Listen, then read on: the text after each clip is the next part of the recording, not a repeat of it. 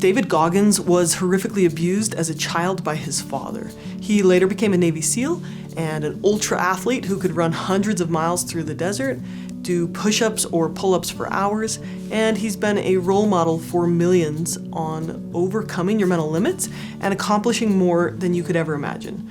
But he had a problem. Well, I mean, a couple of them. But one that he mentioned in his book was immense body tension. David Goggins said his body was extremely tight and locked up, especially his psoas, hips, hamstrings, and lower back, which caused chronic pain, reduced mobility, and caused a bunch of injuries. He said his body was like cement because years of running and weightlifting and pushing through pain without recovery had built up so much tension that he was breaking down physically.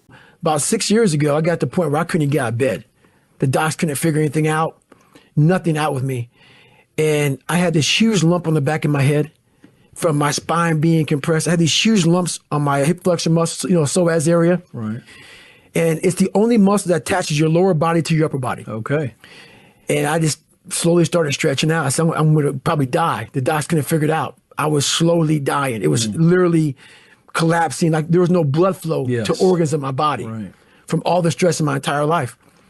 Goggins believed that if he didn't address this, he would eventually fall apart completely, no matter how mentally tough he was. Pete Walker had a similar experience. Pete is the author of Complex PTSD From Surviving to Thriving, and he also grew up in an abusive and violent home. And he was constantly dealing with muscle tension and physical pain. But another interesting place that this reaction showed up was when he would go swimming. He'd go to the public pool and he'd swim laps, but he said he had full body flinching when he was around other swimmers. This tension and nervous system reaction was hard for him to overcome at first. So what does tension have to do with childhood trauma, you may ask? In my opinion, and Pete and David's, everything. When you're facing fear, abandonment, and terror, your body develops a reflexive tightening response. This is called armoring. Pete said, this is usually a somatic flashback to previous abuses. In my case, the startle response was instilled in me by my parents through frequent face slapping. So what is armoring? Armoring is the physical and emotional tension that survivors of trauma develop to protect themselves from danger. It was first described by somatic therapist Wilhelm Reich almost 100 years ago. And when you're facing a physical threat like being punched or hit, your body naturally tenses. This is a protective mechanism and it's fueled by the fight, flight, freeze response.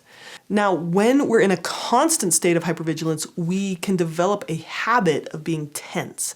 And the brain and body get stuck in a feedback loop that leaves us feeling tight and tense without really noticing it. It's like always ready to fight or run away, even when there's no threat currently present. So your body becomes constantly tense. You'll probably especially notice this in your back, in your torso, in your neck muscles, or you might have headaches. But armoring doesn't just happen with our body. We also armor up with our emotions and with our relationships. We tense up or we wall off to avoid hurt, shame, or fear. So we see armoring in three areas. So physical, which is like chronic muscle tension, like I talked about, a tight jaw, shoulders, chest, gut. Or posturally, you're hunched, your fists are clenched, and your breathing is tight and shallow. Okay, the second place we see it is emotionally. You might feel numb, dissociated. You might feel like you can't cry or you can't feel anything. Or you might feel the need to be compulsively busy or hyper-independent. Or you just might take a very stoic stance, like, well, whatever, I don't care, let it roll off of you, right?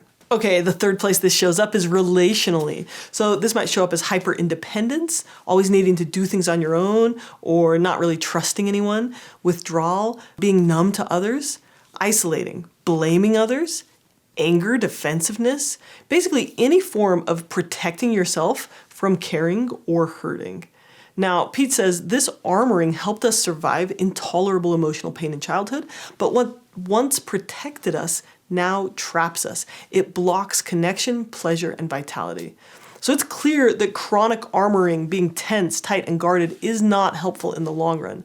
But it can also feel impossible to just stop it. Like even when we know we're safe or when we try to relax, the body might reflexively tighten back up. It's like our nervous system says, wait, it doesn't feel safe yet. Don't let your guard down.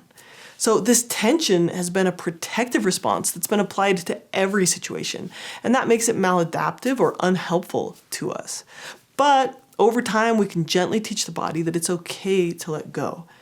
Pete Walker said, we can slowly disarm the freeze response and begin to feel safe enough in our bodies to begin to grieve, to unthaw what's been frozen. And he said that even though it took him a long time, with practice, he was able to stop flinching every time he went swimming. He retrained his body to feel safe and to soften up. Okay, so let's talk about how we can do the work, how we can approach it from all three angles. But first, it's really important to go slowly, since ripping off the armor too fast can re-traumatize rather than heal. So when you try to remove the armor, the body sometimes reacts by clenching. I'm going to link a YouTube video below of a somatic practitioner who shares an example of a client with a hernia injury. And that client had spent a lot of time clenching to protect that injury. The injury had healed a long time ago, but the body continued to clench. It had developed the habit of clenching, the subconscious habit. And as he worked with this client to soften those clenching muscles, there was initially some uncontrolled jerking and clenching. So the practitioner backed off a little bit and went slower. And so then as the client softened and allowed that sensation to be there and worked through it with his practitioner, the body finally let go of that protective response.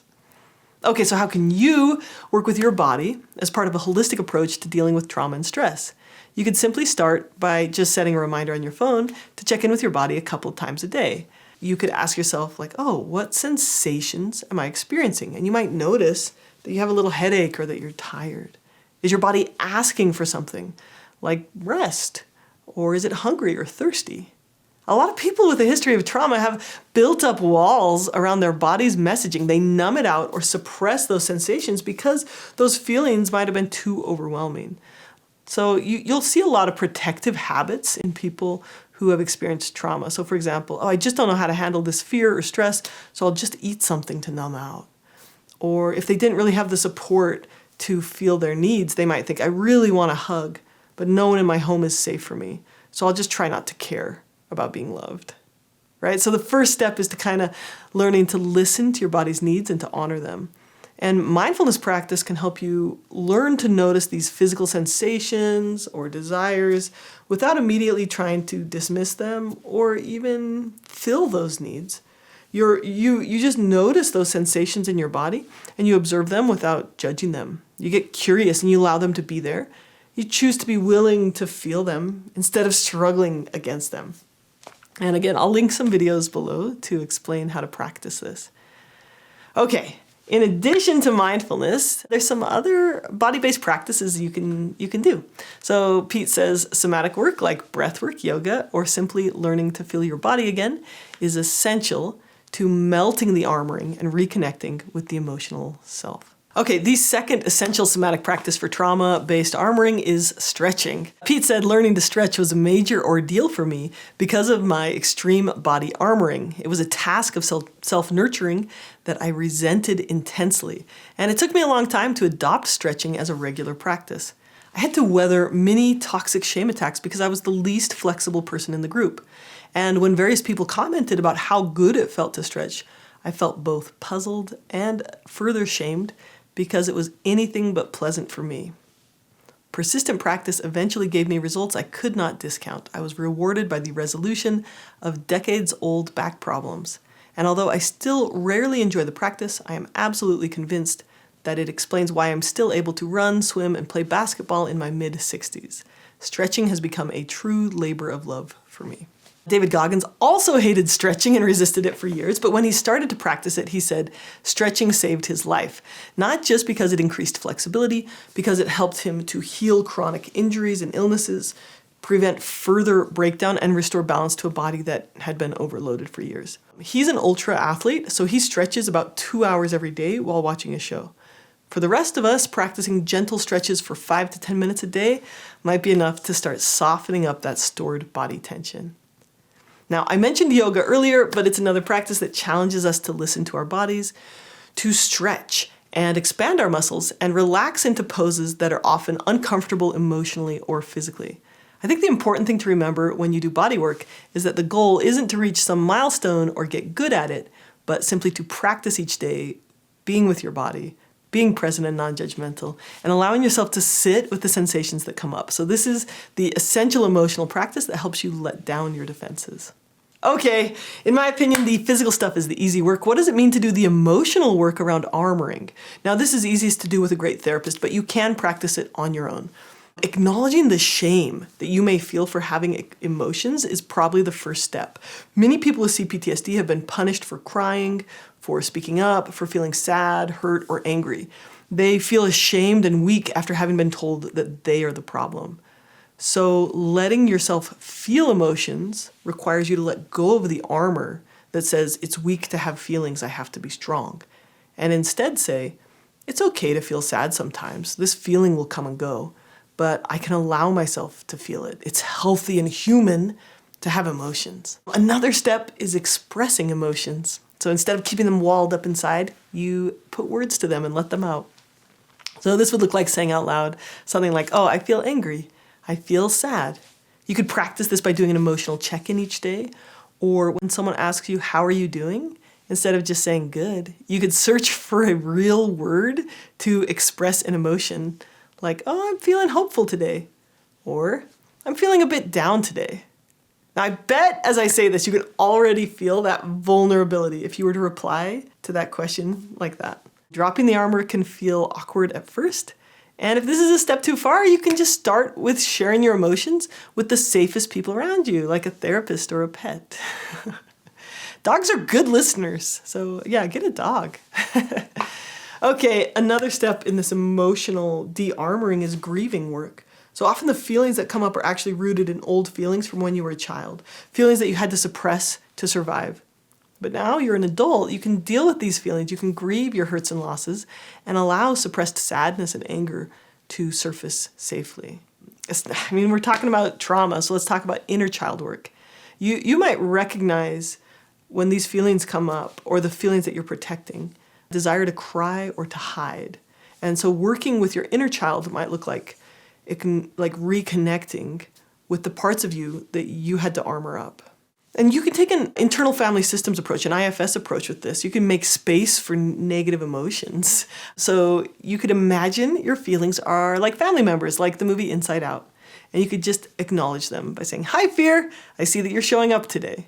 As Pete Walker says, your inner critic is going to start yelling at you if you allow yourself to feel something. It's going to start saying, you're so weak, you're so stupid. So you've got to practice being really gentle with those feelings instead of criticizing yourself for having them.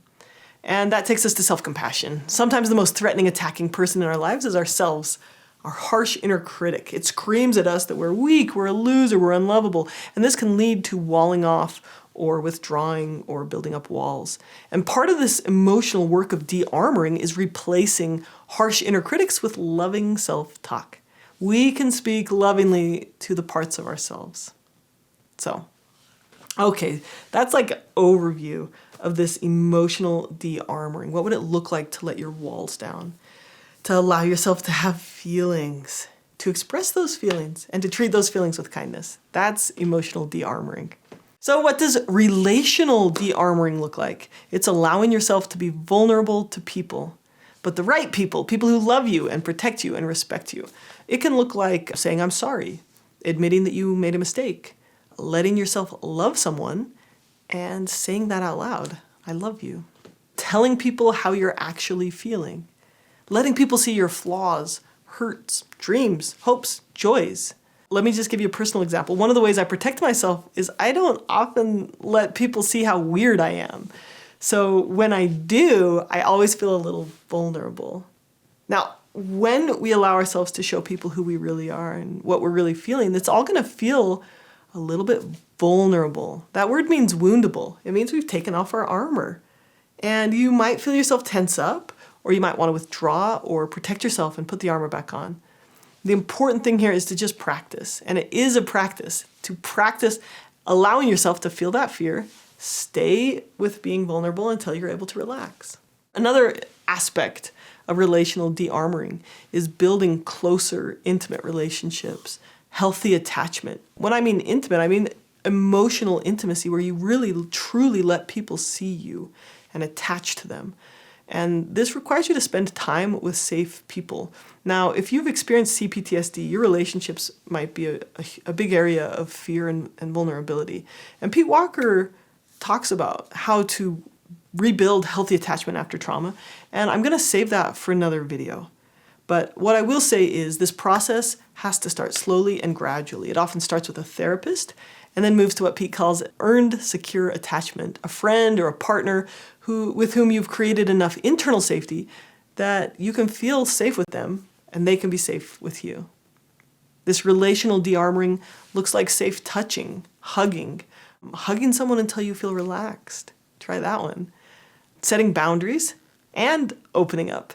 This might seem contradictory, but it's true. I won't tell everyone my story, but I'll identify a few safe people to share my truth with. And again, you don't need to force it, but little by little you can learn to set down your armor. It's been heavy all this time anyway. This armor has prevented you from healing, from resting, from connecting. But it's a learned response, and if you learned it, you can unlearn it. You can gradually retrain your nervous system to feel more safe, to have healthy boundaries, and to truly connect with yourself and others. Okay, that's all I've got. I hope that's helpful. If you would like to deepen your understanding of how to regulate your nervous system and work through trauma, you could check out my free course, Grounding Skills for the Nervous System, and I'll link that below. And then I also have a How to Process Trauma course in my membership. My membership has 10 courses, and you can work through them at your own pace. There are all these video lessons. And people are having some pretty incredible results. 98.6% of people who took my emotion processing course said it helped them improve their mental health. And 99% of people who've taken my courses have said they would recommend them to a friend. So that's a great place to deepen your understanding of yourself and keep doing the work.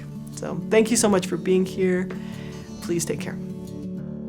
Hey, if you found any part of this video helpful, I'd really appreciate it if you could give it a thumbs up or comment below what you found was helpful. Also, if you can think of someone who might benefit from this video, if you could share it, that'll help them. But all of these things help tell the algorithm that this content is helpful for people, and then they'll show it to more people who it can help. So really appreciate it. Thank you so much for being here. Take care.